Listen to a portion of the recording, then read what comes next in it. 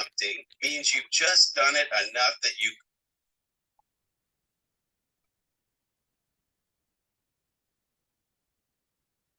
What's up? I see Brian. Can you hear Hey, me? buddy, how's it going? Good. How are you? Good. Awesome. Awesome. All right, grabbing one thing off my copier and we'll get going here.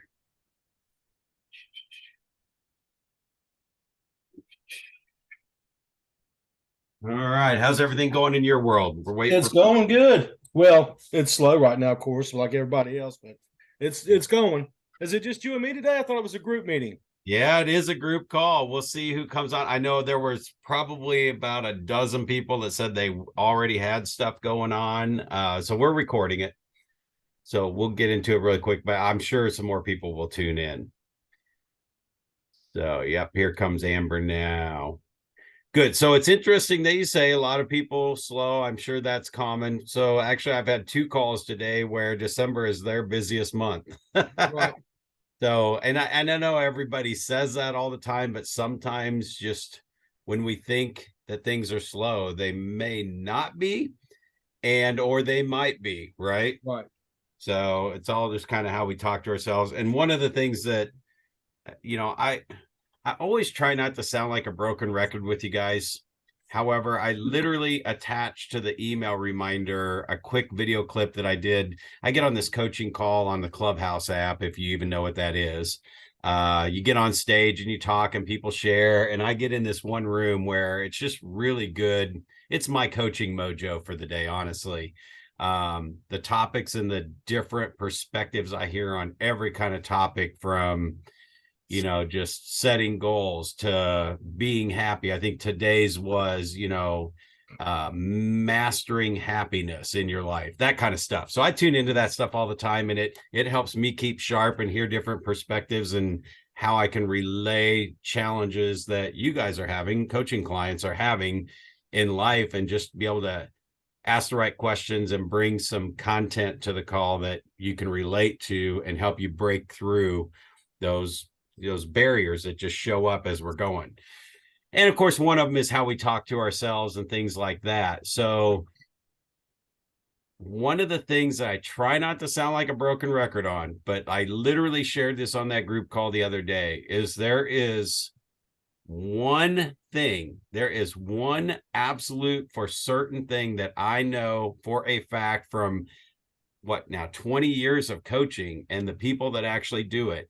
There's one thing that will amplify everything that you do. So no matter what you did last year, if you did a training, if you did a client appreciation, if you did a lunch and learn, you did an AMA class, any of that stuff, there's one thing that will amplify the results of closed loans that you will get from whatever you did.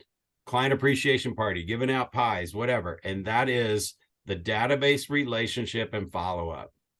And that word relationship is used everywhere in our industry right now, right? I mean, how many of you have been to at least 3 or 4 or 5 trainings in the last year that they relationship, follow up? Yet when you get into it, and if it's somebody that's actually selling something and you get into what they're selling, it's like, so sign up for my email video program to get better relationships, and sign up for my automatic newsletter to get better relationships. Guys, relationships happen right here, us talking to each other. We create a relationship in our one-on-one coaching calls where, I can find out what's really going on. It's like, last year we had some stuff happen, this and that, and that's real world stuff, right? So the relationship, the one thing is feeding in new people every day. And I mean, this is where I know I sound like a broken record, but believe me, in 30 years of selling real estate and 15 years of coaching loan officers, if there was any other easier way and faster way to get in front of more people and close more deals, I would give it to you. And it is 5 a day, every day, consistent, persistent follow up for 5 to 10 years. It's really for eternity. But if somebody's going to do a new purchase loan, going with NAR statistics, that the average person moves every 5, 7, or 10 years, right? And if you guys don't know what your market is, ask your realtor partners. It's a great conversation opener. Hey, I'd just like to see what your perspective is on the market and where things are going. How long would you say everybody stays in one house before they move again? And let them answer it. And they'll say 5, 7, or 10 years, right? That's what opens up that conversation to go, well, gosh, how many people are on your Facebook friends list that are local? I mean, it's probably 500 people for everybody who uses Facebook. Or how many people in your cell phone from calls received or calls out, if you were just to go through your calls sent out or your calls received, and you just scrolled through that, how many of those people are local? Probably more than 500. Well, if they're moving every 5 to 10 years, that's 100, that's 50 to 100 people. 500 divided by 10 years is 50 people. So if they're staying in their houses longer, like right now, we hear, you guys tell me, like, how many buyers are like off on the fence, or they pulled themselves out of the market and said, we're not moving right now? Have you heard that a little bit? Probably more than ever, right? So all that means is maybe they went from 5 years to 10 years. So they're off the fence and they're going to wait for something. So maybe they're going to stay in their house an extra year or two. So maybe we're going from moving every 5 years to every 7 years, or moving from 7 years to 10 years. What we know for a fact is that people are not on average staying in their house 20 years, right? We'll have to change our strategy if they start staying for 20 years. And I'm going to give you a little backstory on this. I want you to really hear it, because it really brings this 5 to 10 year into perspective for real. I mean, I only care about reality. I'm not here to sell you guys something extra or get you to sign up for something extra. I'm here to help you break down what's really going on in your world and how to build a strategy around it to take advantage of it. So those 5 to 10 years, I have in our database, we feed our database 5 a day. I make connections. I write notes. I do exactly what I talk to you guys about, right? And that's how we sell 100 homes a year in real estate side of things. In my database, I have had a close to 10-year follow-up plan. And just to kind of put this into perspective and what you want to work towards is that is a campaign in my database, meaning I start the campaign the day they close on their house, and it will do things. It will tell me to do things for the next 10 years. All right. So every month for the next 10 years, I close a loan with Brian, right? Or Brian buys a house and I was his realtor. I say, start the 10-year follow-up plan on Brian. Now, I won't be thinking about Brian in 30 days. I'm doing my next deal, but it's going to pop up and say, actually 3 days after he moves in, it's been 3 days since Brian moved into his house, call and check in, see if he's had any surprises. And then there's another one at 10 days. And then there's another one at 30 days. And those are phone calls that pop up once that plan starts. Now, there's a couple other things that have happened in between there, whether it was something that went to the printer and we dropped it in an envelope and mailed it, or it was an email that automatically went out and just said, hey, here's all the utility companies. If you got it all set up, that would probably go out right before closing. But there's just follow-up things that will go for the next 10 years, right? Happy anniversary. You've been in your house a year. Happy second anniversary. So what I can tell you, in 30 years of selling real estate, it wasn't until 2009 or 10. So we had the market crash, if you were around then. And people say, what, 2008? Is that what many of you would say? 2008, 2009? No, Brian, what do you think? Earlier? 7. And it was actually, it was October of 2005. And actually, if you watch this is a great fun movie. It's The Big Short with Brad Pitt in it. And right, I'm telling you what, that should be a training video for anybody in the mortgage and real estate business, right? So in that movie, is it Christian Bale is sitting at the computer on the opening scene. You know, he's doing the drums, he's got the headphones on, he's on his computer. If you look, it says 2005. And in 2005, whenever that was for the movie, he was like looking at something. He started looking at the numbers and he was like, something's not adding up. It took until 2008 or 2009 for the general consumer to know that there was a crash was happening. When I say October 2005, I had, up to that point, I would typically list 10 houses, sell 10 houses, list 10 houses, sell 10 houses, list 10 houses, sell 10 houses. We were selling 100 homes a year, like on autopilot, right? And I'm using this as a generality, but it was like, might be 8 one month and it'd be 12 the next month, but it was averaging about 10 a month. So we'd list 10, sell 10, list 10, sell 10, list 10, sell 10. That's just, that machine had been going probably since I got into real estate, once I got it built up. Well, in October of 2005, we listed 10 and only 5 of those sold. November, we listed 10 and only 5 of those sold. December, same thing, listed 10 and only 5 sold. That had never happened before. And listen, in 2005, I was Christian Bale. Like, I'm like, what is going? There's nobody to call and go, hey, is the market crashing? What's going on? I didn't even know what a market crash was, right? But I knew, what I did know is the inventory had doubled in just 3 months because they were not selling as fast, which meant that if we were pricing a little bit ahead of the market, we were going to have to come around and go back because we had more inventory than we had buyers in the market. Does that make sense? And then literally it started shaking out in about 07, where everything, you could see that it was crashing and people were staying in their houses. So my point to this is, it was the first time, about 2009, 2008, is when my 10-year follow-up plan started ending on some of the people in my database, and they hadn't moved. So I've got all those touch points built in for 10 years, right? And in 10 years, nobody had ever been to the end of the 10-year plan as long as I've been selling real estate. You know, you get your occasional grandma and grandpa here and there, but I don't put them on a 20-year plan.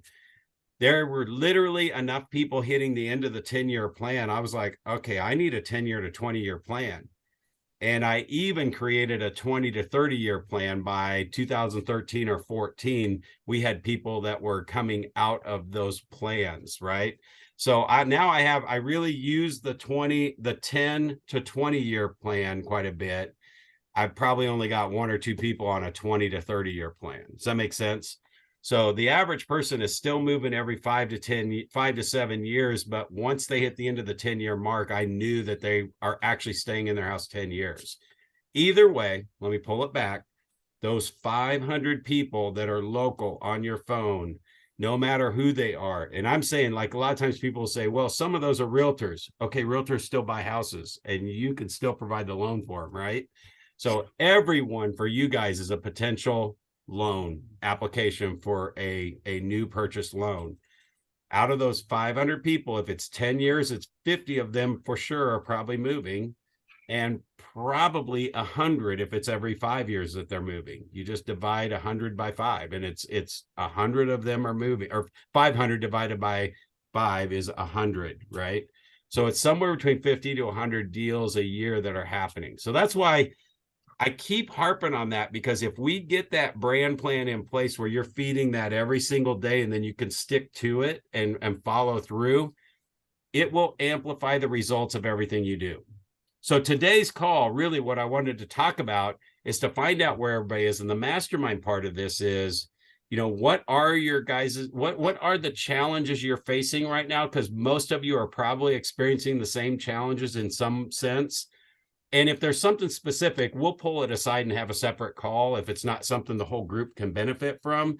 But typically in these mastermind calls, when you're throwing something out, somebody else is getting it, and or the spin that we'll talk about on it, everybody could benefit from it and get something out of it. So what I've had come up, 2 different things. Cruising through. So if you, I'm not gonna have you guys raise your hands or anything, but just, are you cruising through the end of the year? It's the holidays. People don't want to meet. It's just like pulling teeth to get somebody on the phone to meet, to do this and that. And or it's just the holidays are busy. You're busy. I mean, I've got people moving, deaths in the family, dealing with all that stuff. So all this real life stuff is happening. Or are you pedal to the metal, like going out to open houses every single weekend and going by offices every single day? Either way, I mean, where I find most people are probably more in a cruise mode. problem with the cruise mode is January is going to hit, and what you're doing right now today is going to show up in January and February. And it doesn't mean you have to put the pedal to the metal and go to offices when nobody's there either. So that's the mastermind part I want to bring to this. Like, what can I share with you and help you guys with on what you're really dealing with to keep your business ramped up for January and February? And or what are you doing right now to make sure your January and February are ramped up? Because I literally just got off 2 calls today where December, it's their best month of the year. 2 clients today out of like 8 calls, December's their best month.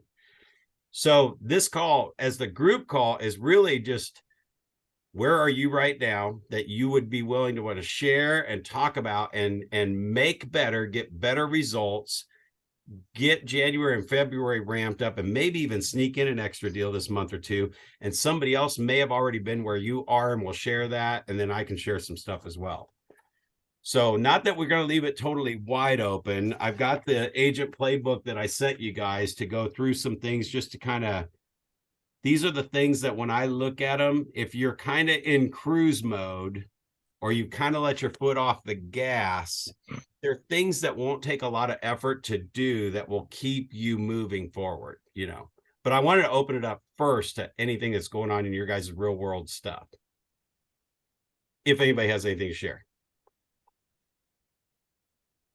You know, I always have something to say, but Go. I mean, I'm not in cruise mode. So it's been really busy over here. You know, we're working hard and just staying on top of our realtors. I find that quite a few realtors that we work with are on cruise mode. Some of the bigger producers, they don't have a choice. They do have clients, so they're but a lot of people are going on vacations, kind of just waiting. And so it has just been good conversation pieces, the playbook, especially just the ideas in there for them to keep touch with their people over the holidays. So even if they do want to cruise, they're still setting themselves up for somewhat of a successful January. But that's the actual conversation I'm having with realtors too. Like, if you wait, then, you know, now it's like February or March by the time you have another closing, and then now you've like the whole first quarter's basically gone, you know, for them. So it has been great conversations, especially the playbooks. I mean, I love those, but yeah, I do find a lot of realtors are like, oh, just call me back after call me back after the holidays. And so just trying to stay in front of them. And so just doing little marketing things and notes and text messages and things just to stay in front of them, especially the ones that just refuse to talk to you until January. But at least when January comes, they've seen my face, they've seen my name, they've, you know, everything. Just so January 2nd falls on a Monday. Yeah. So Anybody else like experience the same thing where they're just like, hey, don't call me till January, don't call me till January? Are you seeing some of that stuff if you're calling out? So Yes, I definitely, I'm seeing the same thing. I had reached out to several agents just saying, you know, I'm goal planning for 2023 and wanted to be very intentional with moving forward into the next year, whether it be people I currently work with and or people, you know, that I'm trying to build a relationship with. And I've had a lot of the same feedback as sort of like, well, you know, connect with us in January. And so I'm doing the exact same thing, just trying to find ways to get in front of them, whether it be a text message or email or just, you know, something to stay relevant until I can, you know, approach them again come January 2nd. yeah. Okay, so I hope you guys heard that. There was an awesome nugget in there. I'm goal planning for 2023 and I'm being very intentional about it. I hope everybody writes that down because that is a good conversation to have in the phone call. And I love that, Amber. And then here's what I want to add to this piece of it. I want you to really pay attention to who said call you back in January. And especially when you said strongly, like they just are strongly saying, you know, just don't call back till January. I'm doing this, I'm doing that. And if you had to do a scale of 1 to 10, 1 being total stranger, they don't have a clue who I am, to 10 being, I can tell you their kids' names. I can tell you if they have pets and what their pets' names are. I know when their birthday is. I know when their anniversary is. I know a lot about them, and we hang out regularly, right? So if you put them on a scale of 1 to 10, and the people that said just like kind of almost rudely, don't call me till January, where do you think they are on that scale? Probably I like think they're definitely on the, I'd say 5, a good solid 5. Like I'm starting to get to know them, but probably couldn't tell you their kids' names and think I know how many kids they have, but maybe don't know their names.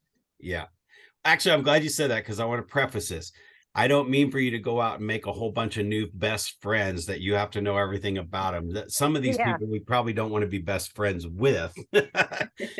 But on the relationship level side, that is what I'm talking about. So that 5, is there still a disconnect there between, I guess I look at it like between like me and my lender partner that gets pretty much all my loans. I still give a few out every once in a while when I got somebody that I like, they've got a good marketing plan. I try to give them one. I just went through one. I've sat through. So here I am doing 100 deals a year. And this one loan officer called me and goes, I really would just like to meet with you, Brad. And I was like, all right, well, I'm meeting him to hear what he's doing. I'm going through the experience for you guys as well as a coach. And man, he had a powerful little presentation. And he said, hey, we met last year and we had a great time. We met, we did drinks at a little happy hour thing and all this stuff. And nothing ever happened after that. And he said this time, he's like, I was looking through my notes, and one of the things that's in the playbook I was going to talk about is the VIP form, like favorite restaurant, favorite hotel, that kind of, or not favorite hotel, what I do for fun and things like that. And he goes, I was looking through my system and for some reason, I didn't collect this from you when we met last year. And that's probably why I have no clue anything about you. Now, and this is a big lender in the area, right? And he goes, so do you mind if I just kind of go through, like, I've never taken you through the formal part of what I do. Now, he's talking to me, who's a coach that helps people with business plans. And I actually run my business like a business, which again, put that into perspective, guys. Who are the agents that run their business like a business? Those top agents that you might think that are untouchable, right? This is happening right now. Just last week, I'm sitting on the phone with Steve Zinn in Kansas City, and he goes through his thing. And I'm impressed. It was like a 20-minute Zoom call, but he went through his slides. By the way, I took a lot of notes. So there's definitely some things that may show up in our one-on-one calls on that stuff as well, because he does a lot of everything that I coach to. And one of the things was, do you mind filling out this form? I know we've met a year ago and you know who I am, and now I've told you who I am, but do you still mind filling out the form? And then I'll give you this form. You can use it for your database. And it's just a VIP form. It's in the book this month, which I sent you guys a printout of some of those pages. So all of you have that available. It's towards the back. And it's just a questionnaire form. Well, I already have one in my business. I'm still going to fill it out for him because I love people that have marketing plans that run their business like a business, that follow up consistently, persistently, right? Now, let me just pause there for a minute, because now I'm real estate agent talking to loan officer. When you feel like you are pestering them too much, or I don't want to overdo it, that impresses me. And so if you don't do that to me, you're going to be Steve that I met a year ago and not get any loans. You know how many loans he's got from me in the last week?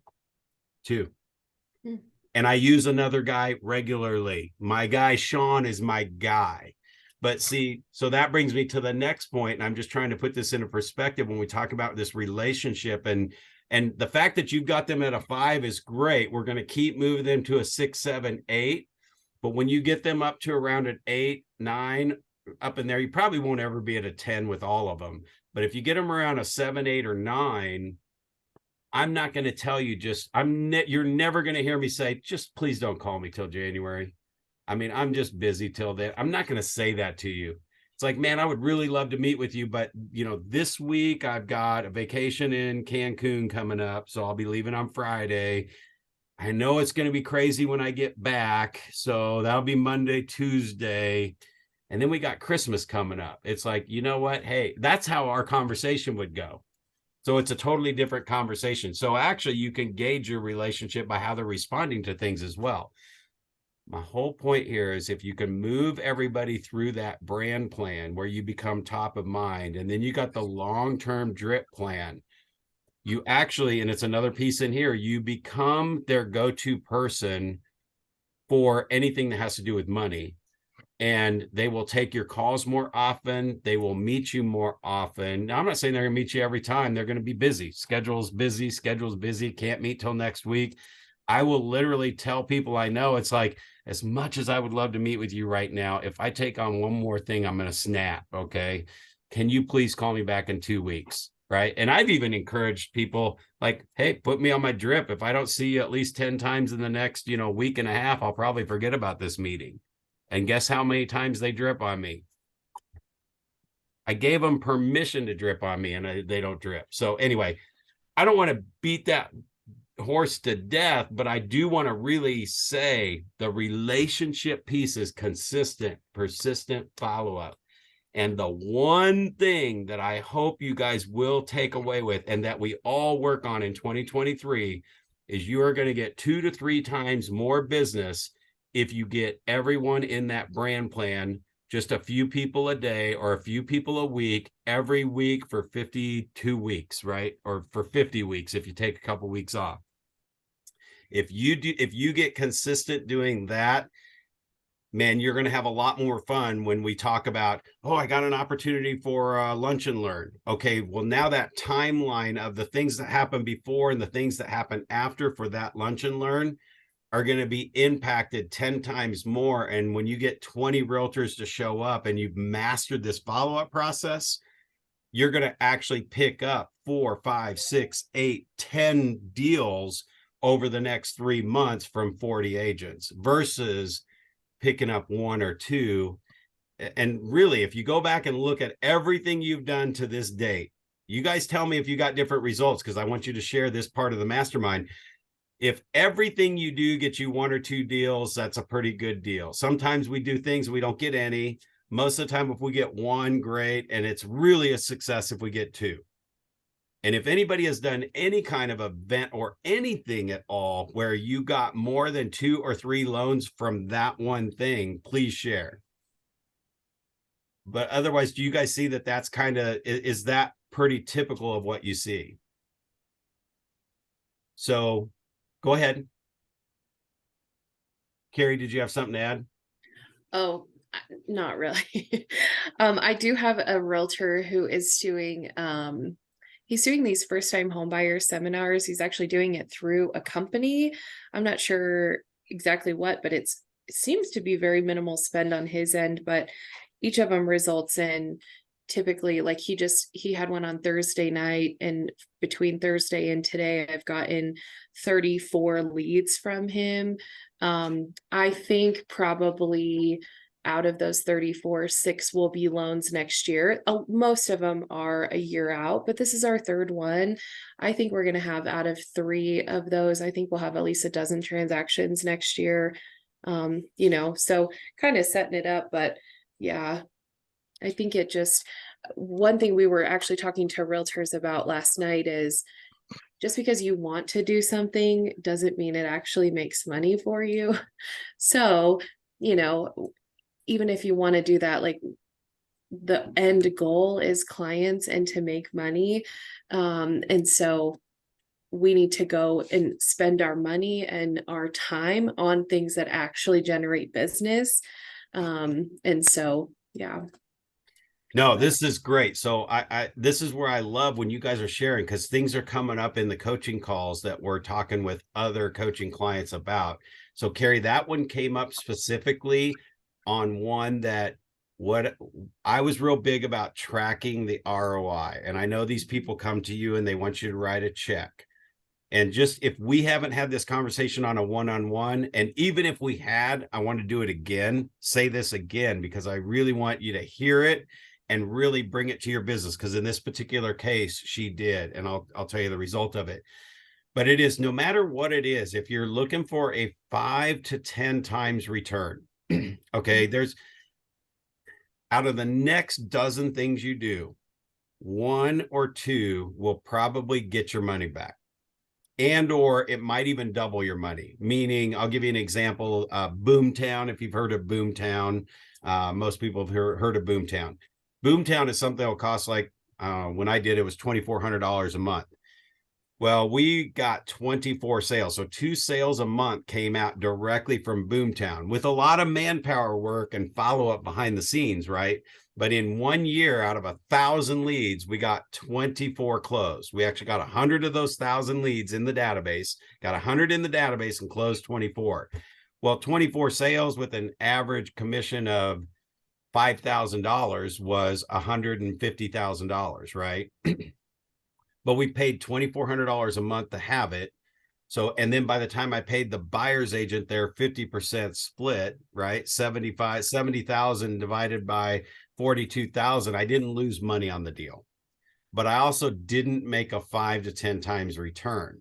So I watched it the next month, and I really hold to the 5 to 10. And here's why. There's even fewer things that'll get you a 5 to 10 times return. But if you use your dollars up on the 1 or 2 times return, then you're keeping it from the 5 or 10 times return items that if you dug a little deeper, I mean, you're basically making 3 times more money on the same dollar, right? Yeah. So the next year I said, okay, if we get that 1,000, if we can get 300 people in the database, which should mean 75 closings, and it still only cost me $2,400, dude, I'll do that. So give me a 10-year contract. I'll do that all day long. Well, the next year produced about the same results. So it really is because, I mean, if you look at 24 deals out of 1,000 leads, that's a 2.4% conversion rate. That is towards the highest of all the conversion rates of anything mass marketing, kind of like that kind of stuff. But so let me give you the exact story. So talking an ROI and tracking a 5 to 10 times return. So the first one, this conversation has been on a lot of one-on-ones. It's like if they're asking for $200, you can literally have the conversation as a business person, like I was talking about earlier, and say, this $200, okay, so I just want to find out what's the ROI on it? Like, how much time is it going to take?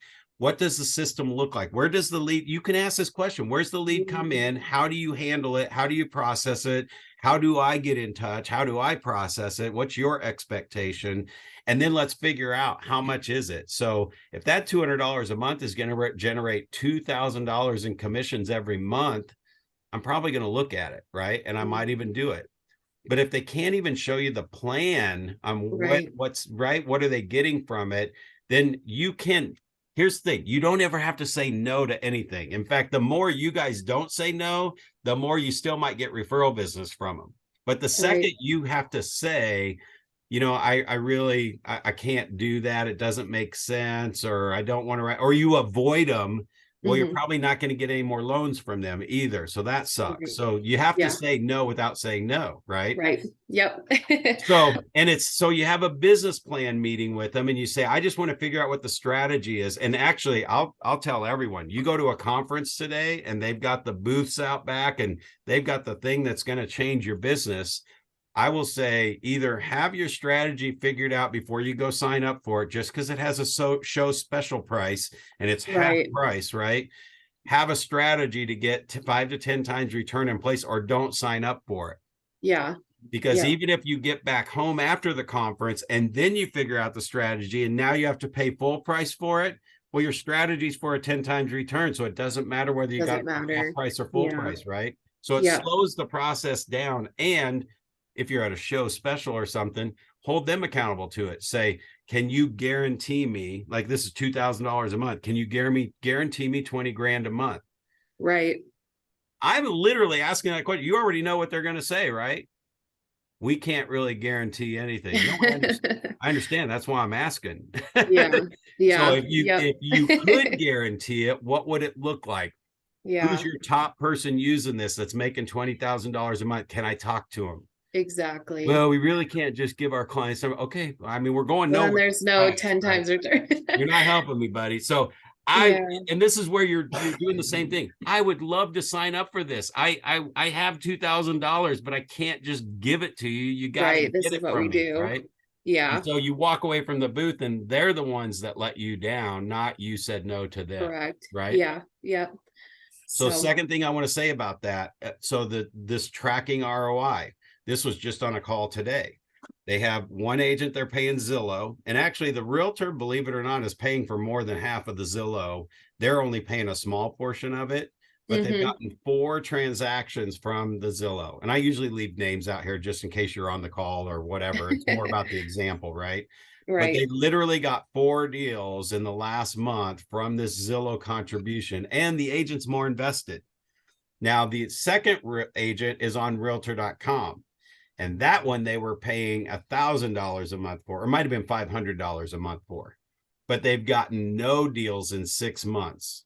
So yeah, that's what it was. It was $500. So they've got $2,500 invested in this so far, 20 or 3,000 invested. So they got 3,000 invested. Nothing's come out of it.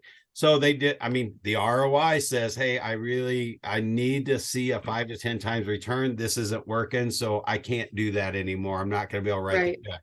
Yeah. Now, instead, see, now here's where I want to stop, because that's a smart move. And the client even said it felt so good to not write that check this month. And I know I made the right decision. However, if we were to look at that opportunity and go, what could we do differently with it? All I suggested is, did you mention to the agent on realtor.com that you might have a better source that you've gotten some deals from? Right. Like, they want to redirect the money to Zillow instead. They were like, oh my God, I didn't think about that. Yeah. Like, yeah. So now, again, without having to say no, how can we get them to say, yeah, that doesn't make any sense. Let's do something different. It's And still that like would be- solutions based rather than just like, I don't want to spend money. And I learned the hard way and I don't know what happened to my filter. I don't know how to change it.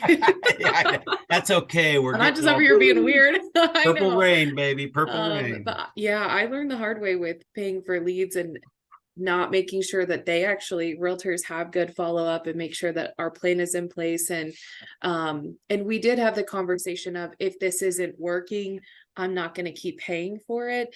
But it wasn't like, this is how much money I specifically need, whether it's from Zillow or from you or whatever. And, so the conversation wasn't specific enough. And so now it's so much easier, because this is what I do as a lender. This is what I'm willing to do, but this is what I need to see, and then if I don't see that, then we need solutions rather than, I typically don't spend a ton of money on marketing for realtors, but, there are a few that I will. Even Carlo, the one that sends me all these leads, I pay for 0 marketing for him. I just close deals. And that's more important to him than, me spending the money. And, but, I know sometimes it is wise to do that, but yeah, those specific conversations, and really just, instead of saying no, say no without saying no is important. Well, and A to little bit Amber's, different, but I will speak to something. I just picked up a real estate agent because their lender chose to cut off a deal with Zillow with them. And so I know that this is not necessarily, it just was one of those situations where I guess that the lender didn't cut it off effectively, and the agent got pissed off and started doing business with me instead. And Yeah. she came to me and directly told me, this is why, I've chosen to come with you, and I'm not paying for anything with them. But I think it definitely matters how tactful, how the situation, how you end it. yeah. I love the solution-based situation where you maybe give an alternative, even if it isn't money, something that you're going to be financing. It's just, you're giving a solution or giving an idea or something whenever you are pulling the plug. Yeah. Well, and so let me hit on this, and I want to open up and see if Brian has anything to add too. But so solution-based and benefit conversation. You want to have solution conversations and benefit conversations. Anytime you want to ask for anything. So if I want to ask a real estate agent, for example, for a loan, and I almost hate to just always be real estate agents, because you got financial planners, CPAs. There's a big pool of people out there. not even to mention your past clients that you could tap into. If you have 400 past clients, you have 40 to 80 transactions that are getting like new purchase loans are going to happen with the consumer with no realtor to get to them. They're right there in your database. But back to this, it's like solution conversations and benefit conversations is like, if you're going to talk to them, when you get the relationship going, you say, I would like to get a loan from you. Okay, say, hey, if you could just send me a loan, the old school, hey, just throw me a bone. Let's just try one together and see if we can get it to work. Now, if you can take that opportunity and just say, what would the benefit be if they actually threw me a bone? If they just threw me a bone, what's the benefit that they're going to get? And actually, I'll pause right there. What benefit would you bring to them? What benefit would you bring to me to get a loan away from my guy, Sean, and you just want me to give you one? What would the benefit be to me? What would you guys say? Like, I know Sean will tell me how it goes. Sean's a done deal. If I give it to Sean, he's going to go, they're good, they're bad, they're yes, spend time, go show them houses. He'll squeeze them through, get them approved. But you want that loan for me. What would the benefit to me taking it off of his plate and giving it to you be? And if I stumped you, just say, you stumped me, and we'll keep talking. But what would you guess you would say? I would say the communication, being kept informed throughout the whole process, the good, the bad, the ugly, in a nutshell, just wrapping up real quick in this, but the truth. Can they buy now? Do they need some work? Are they good to go? What hiccups do we have? And, just keep them informed throughout the entire process. Yep. Now, Sean does that too. Okay. So just understand that it's kind of figuring out, what do we do that hopefully our competition can't say? Anybody want to add anything else in? So if you did that to me and I'm a loan officer and I just said the same thing, what's the benefit going to be? So the benefit would be, you're going to have another look at it from another eyes. You realize that every lender has different criteria for different people, right? Did you know that, like, you may have somebody that a loan officer will qualify them at 5%, but they could actually go to another loan officer and get 4.5%, right? It depends on their credit score, what our approvals are, who our investors are. So the benefit would be, listen, I know you've been using this guy for a while, having a second opinion just to see if your people are getting the best rate possible, closing it as fast as they can. Everybody's investors are different. We have more programs here at Movement. So all I'm saying, Brad, is if you are going to give him one, you might just throw it over to me as well. And let's just see how everything's working out. In fact, next 10 deals, you could see exactly where your guy is to what's available out there, right? You maybe you've been sending them there so long, you don't even know what's good. You're not saying anything bad about him. I just said, everybody's got different programs, right? I mean, how many times have you guys seen a loan go away from you that you knew would not happen? And you're like, there's no way they got that put together. I don't know what kind of shady crap they got going on over there, right? But the realtor who's only closing one deal a month doesn't care if they did it good, legal, bad, right, wrong. They don't care. They need a commission check. So that would be a situation where it's like, I'm not saying that they did anything wrong, but here's what my conversation to me would be then. It's like, listen, are you in real estate for the long haul? I mean, is this a good career for you? It's like, oh man, I've never made so much money selling real estate. It's like, just be careful who you do business with, right? And here's some scripts that you can use generally with real estate agents. You work real hard to get that connection with that person in the first place. You get them there, you're showing them houses, you're putting a lot of time and energy in. Man, realtors need to be careful who they're just giving stuff to. Like, you're not going to know it's a bad decision until you get to the closing table and it doesn't close. And if you can even imagine for a second, your client showing up for closing on a Friday afternoon at 4:00 to close, and they can't close because something in the file's not right, and they're sitting in the moving truck, who do they usually blame? right? So if I'm having this conversation with somebody I have a relationship with, I can't have this with somebody that's on a 3 or 4 on that scale of 1 to 10.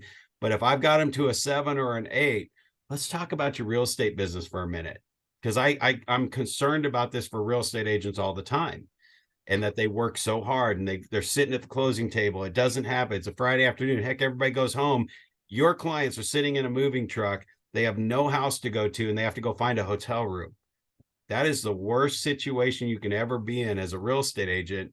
And I'm sure you'd like to get referrals from past clients, right? Would they give you any referrals? See how I'm engaging that conversation? So I'm not trying to paint a doom and gloom. I got to break through and make them really think that just handing it off to, Rocket Mortgage is not the smartest thing they can do, right? So, and another way that I would put it is, you're like right here. It's you, real live person. So if you were talking to any real estate agent, just pretend I'm them for a minute, and I've got a buyer. Let me ask you something. Are you right now yourself, answer this question yourself, would you not be the absolute best person that would put the most energy into that client to make sure that this was a smooth process, right? So if they're let me ask you, would you be the best person? Like, they've got hands on, this is going to go smooth. You're going to take time, right? You are the best person. There's not anybody that's going to put more into this than you. So if that's the case, and they say, well, we're also waiting for a rate from this, or I had to give them 2 other names because my office said I had to. Right there, you are the best. Think about that feeling that you had right there, that you are the best. You're really going to take care of them. It's like you almost want to come with the conviction of, stop right there. You are about to make the biggest freaking mistake ever in your career. You do not want to take them to 2 other people. Honestly, I wouldn't care if their office said they had to or not. You all know that's the biggest bogus broker protecting their butt thing than anything. You know how many people I give people? 1. Well, we actually give 2. I always put my new guys that I would like to do business with in the mix to see how well they get at trying to get it away from the main guy. Right. And it's not like I put them against each other. I tell my client, it's like, listen, I use one guy all the time, but based on their situation, I've got 2 or 3 other people that they would be a better match with.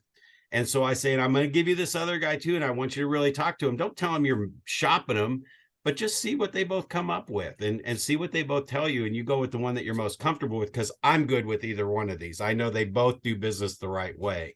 So I don't just literally only give 1, but I don't give 2 because I have to either. I just give 2 from a personality point. Most of the time they just call the one guy. But like, for example, the new guy that was just talking about, I even said, I have a guy I normally use all the time, but I really think this guy is going to be good for you, because I wanted to make sure he got the deal so I can see it go through the process, right? And I know it's going to be smooth because he's got a machine. His machine is running. So, and she did text me back and go, yeah, I'm going to call Steve. I'm like, sweet. So I got him. Do I really care? I mean, I know I'm good in either situation. I'm not going to feel bad about it. Sean doesn't know I didn't give it to him, and I give Sean a whole bunch of deals, so it's not going to be a big deal. Anyway, don't want to get on that too far. But so what's hitting you guys right now with like that script and having that conversation? And what are you guys picking up? What are you taking away from this?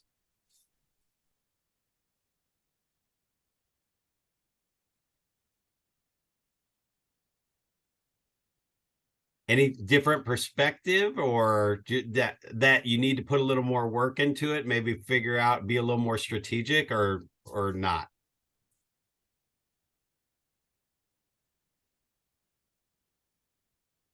All right. No, that's cool. I'm okay with that.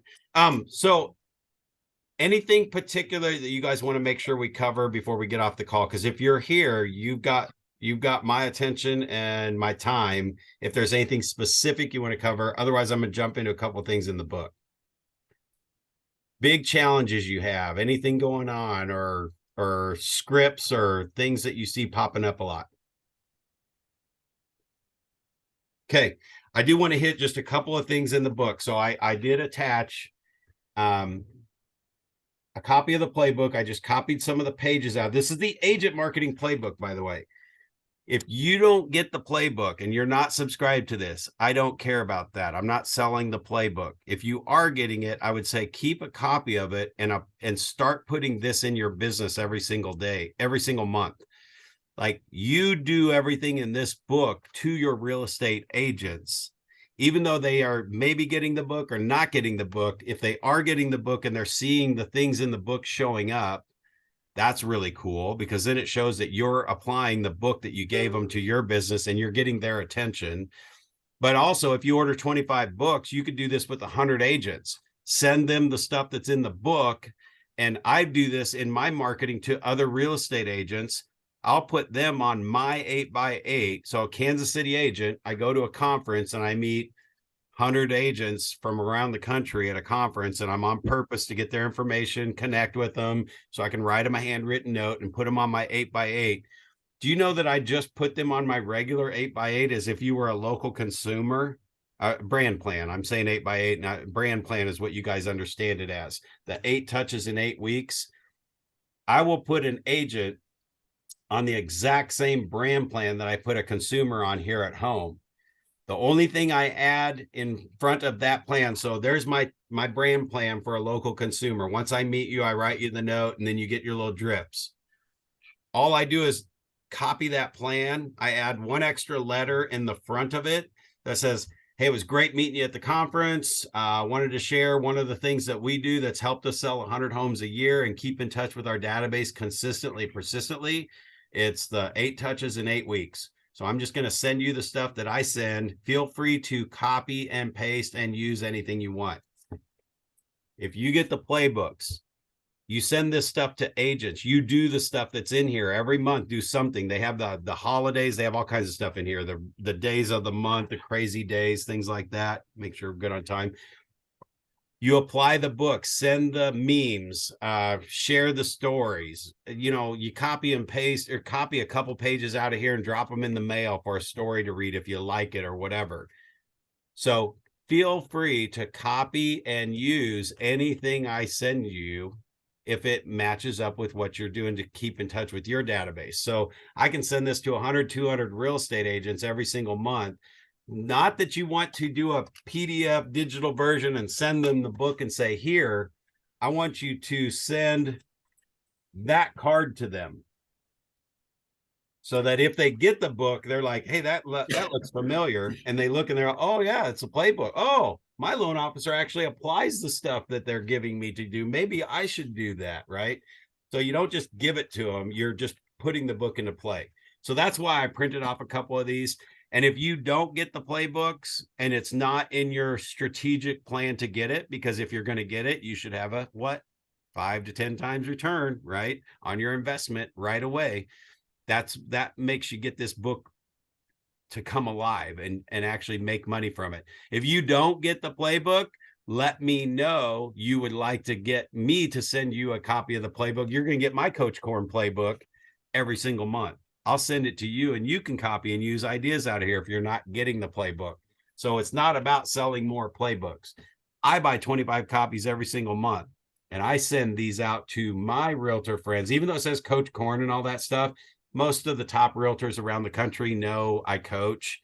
So that's not going to be off for them, but it's the agent marketing playbook. And I send these out to 25 realtors every month. I would send them to you guys before I sent them to them if you're not getting the playbook and you're using it. But if I send it to you, I'm going to ask you if you're using it. And I'll use the same exact script that has come out of our coaching calls. If you do get the playbook, the best thing that came out of last year's coaching calls was we said, this is a 3-month subscription. I'm going to cover a 3-month subscription for you. But we're going to get together each month and talk about what's in the book that you like, what you're applying in your business. I'm going to help you apply everything in the book that you want to do.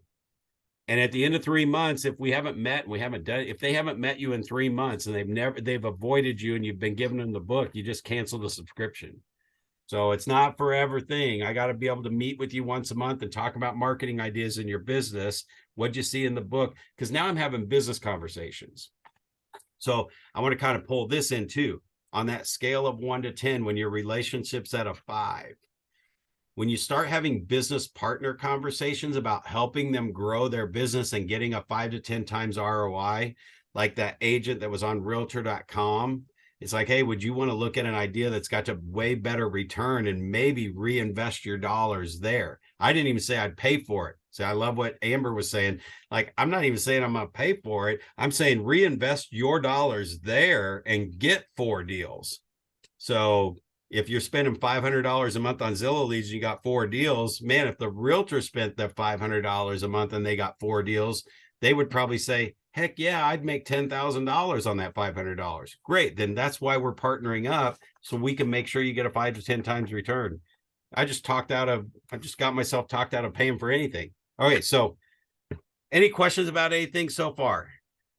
No, but I love the subscription idea of sort of setting that up so that you're not just, passing these out freely with there being no expectation of letting me know what you are getting from it, or if it's adding value, or if you're just throwing it in the floorboard of your car, never looking at it. Because I have started to pick up the marketing playbooks. This is my 3rd month doing it. And I have several agents who very frequently reach out to me and say, hey, I love this book so much. Or I'll see something that they're using, that I've gone through it. I know they're using it. I will, partner with them, talk to them or whatever about love that you're using the marketing playbook and that it is a value to you. But at the same time, I have other agents that I feel like that I'm giving it to them, and it is literally ending up being trash, like a business card on the floorboard of their car. And yet I have not stopped giving it to them. So Yep. I like the idea of sort of this is a subscription type thing, and we will, meet about it on a monthly basis, or at least connect around some of the material that you may be using that's helping you grow your business. Yeah. Yeah. And the script around that, guys, just in case you're looking for that specific script, is, hey, we're at the end of our 3 months. I don't want to just spam you. I know you don't need any more junk sitting on your desk, that's just taking up space, or another thing to fill your trash can. So, if at some point you would like to find out more about these playbooks, let me know, and let me see if I can get you back on another subscription for it, and we'll go from there. See, I didn't Yeah. say I'm taking it away from you. I'm just saying, hey, I don't want to give you spam and stuff. You don't need another thing sitting on your desk. Watch what happens when you do the takeaway.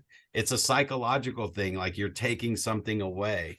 But you also threw out, I can get you back on another, or we'll just meet up and figure out what best subscription would work and how to really apply stuff. But this stuff, I mean, and there's nothing wrong with saying, I've got partners that are applying things out of this book into their marketing, and they are reconnecting with people in their database. They're getting transaction from it. I'm closing more deals since they've applied these things, or I'm closing deals because they're applying these things, right? So yeah, last thing I want to do is spam you. So it would, don't worry about it. If you ever decide you want to do something with it, let me know, and we'll see if I have any subscriptions available, and maybe we'll work out a new plan to make sure you get something out of it. I just set Nice. them up. We're going to meet every month, right?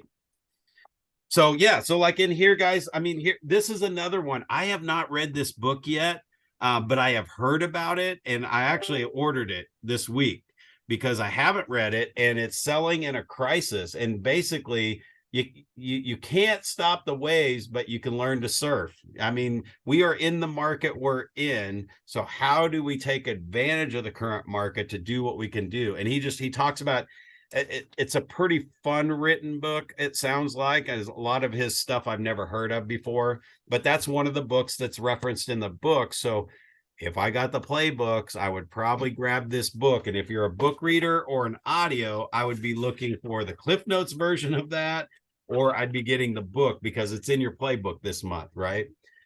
This one, a lot of people are they're sending out cards, the pop by ideas, or not cards, if you're doing cookies or anything like that, I'll give your transaction the special treatment it deserves. Okay, it's got a picture of cookies or treats or candy. just do it, especially to the people that have a book. If you're dropping off a gift, just find one of these and copy it and paste it or Google it or whatever. But I thought it'll give you some good ideas too. Like this one, avoid going nuts in the real estate market. Man, if you could buy some little mini nutcrackers and drop those off around Christmas time, this will give you new ideas that you might not have thought of that are out of the blue. And just stop me anytime if you got anything to add or something that you've done like this.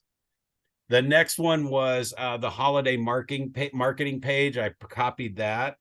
And just like if you're doing any kind of parties or anything around this time, I have a lot of clients that are doing food trucks at their Halloween trunk or treats and all this stuff. And just sometimes something as basic as, do you have a photographer there that's taking pictures?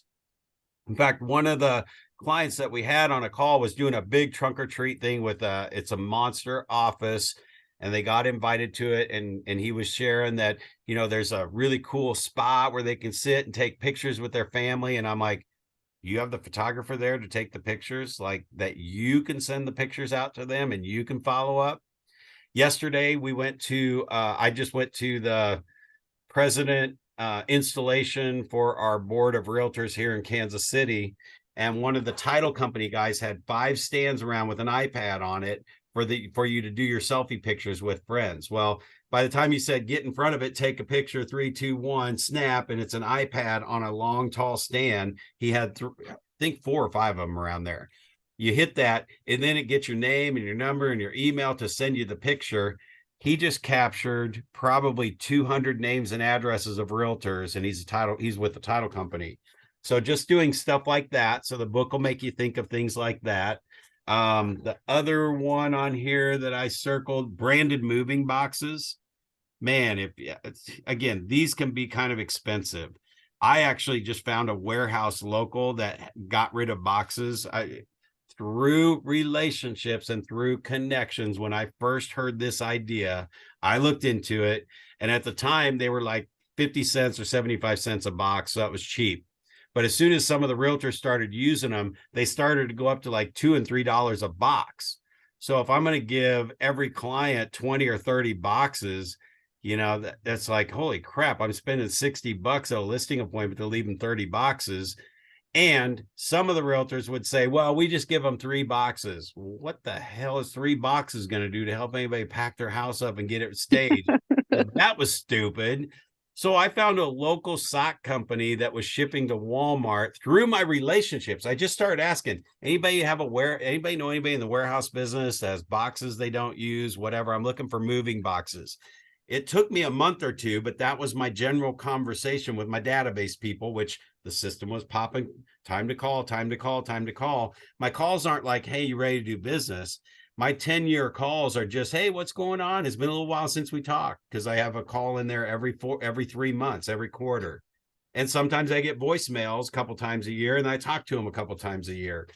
But my conversation at that time was, I'm looking for boxes to give to clients when they're moving. I'd love to find a local warehouse rather than create more trash and stuff, just recycle the boxes. I got connected with the sock company that had the perfect moving box. Bought Avery labels and just put my logo on them. So it took a little bit of time, but really we got a process down where we go pretty fast. We had those things broke down and flat in my garage. But that year I was giving out moving boxes to go along with my moving truck, by the way. That it took up a stall in my garage, but I'd give people as many boxes as they needed, and they were all labeled. So there's creative ways to get through all that. And then the last thing on that page, it was the branded wrapping paper.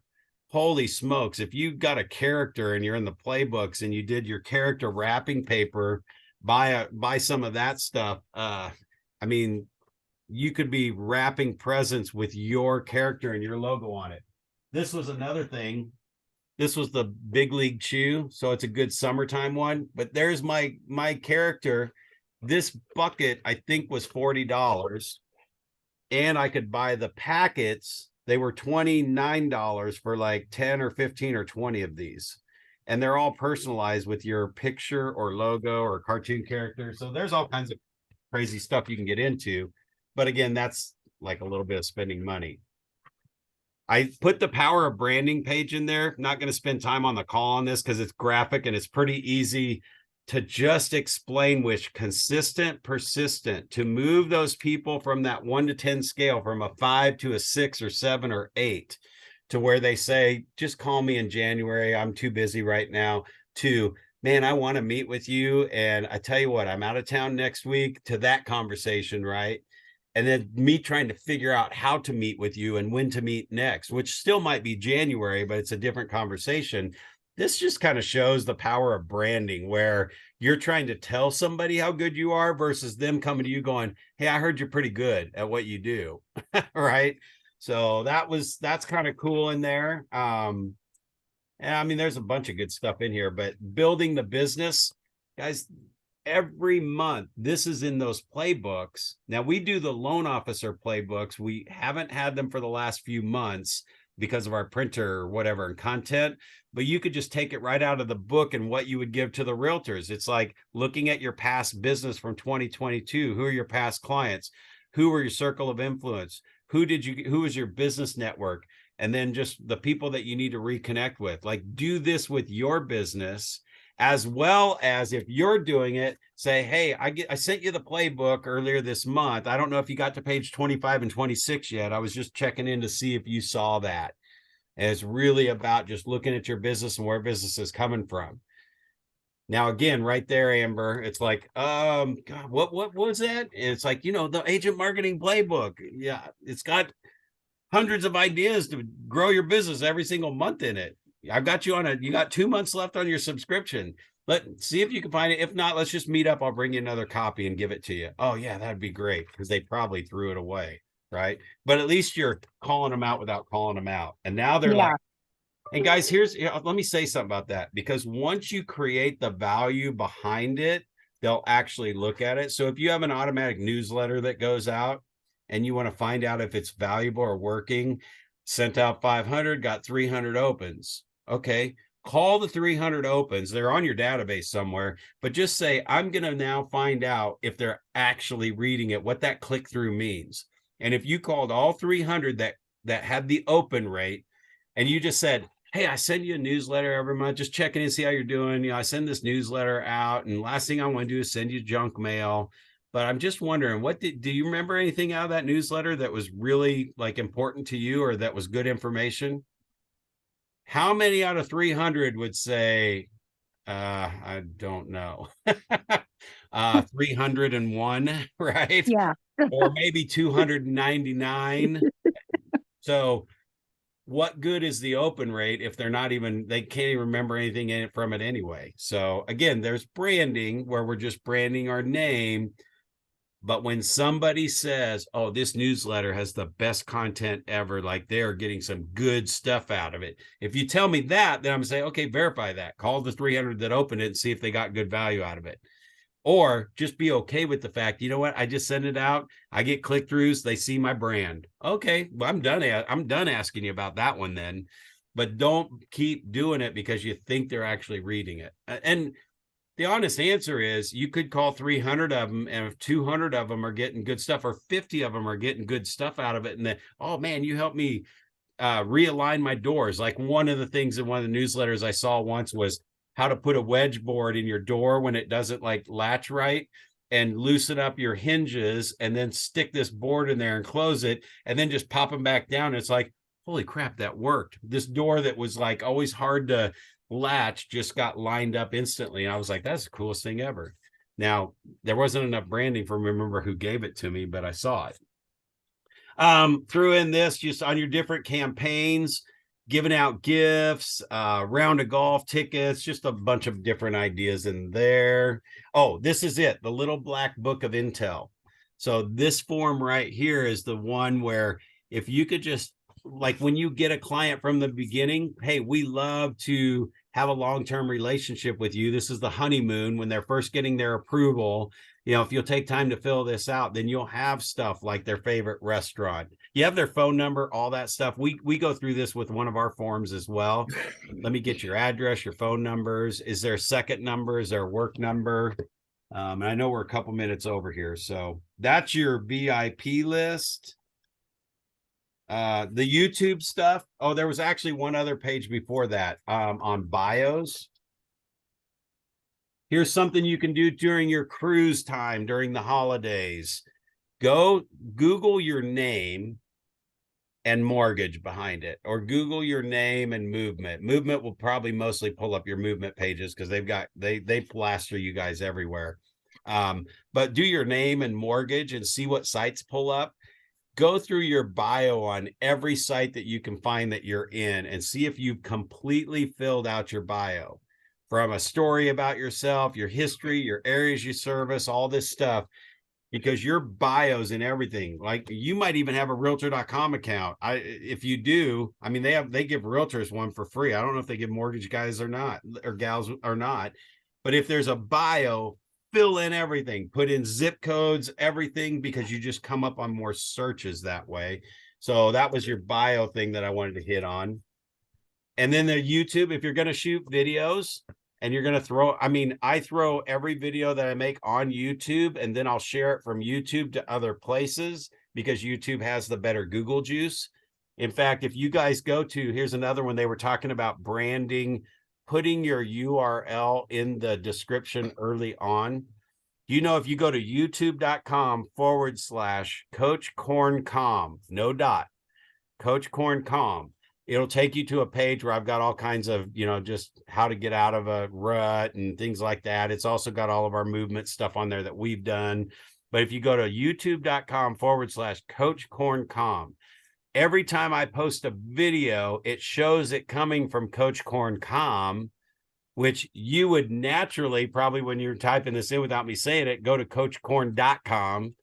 So if you go to coachcorn.com, you're on my coaching webpage. So your URL being your YouTube channel will mean that when you post videos from your channel. So there's just all kinds of tips in here on YouTube videos. That's why I'm saying, like this says Agent Marketing Playbook. I believe this is a loan officer playbook to put out to real estate agents. And all this stuff here, man, if you sent me this content, if I got stuff from you regularly, I get good stuff, and you know that I do YouTube and I do videos, and you send me this as one of my drip pieces, as my personal touches or item of value, you may not send this to everybody, but you would definitely send it to your realtor who's an 8 or a 9 that does videos.